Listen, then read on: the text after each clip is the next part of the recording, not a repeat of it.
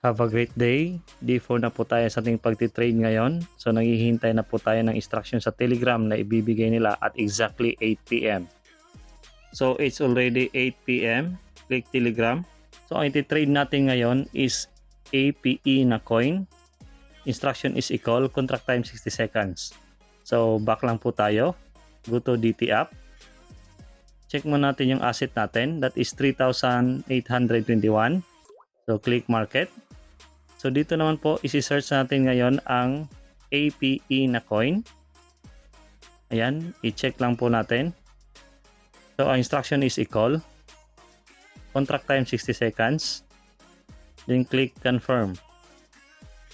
So again, magka-countdown lang po yan from 60 to 0. So napakadali lang po talaga mag-trade using itong DT app.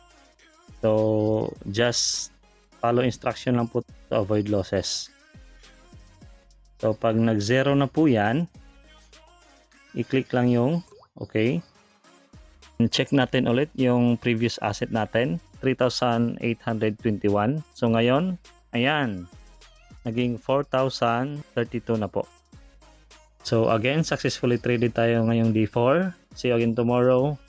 So thank you and God bless po.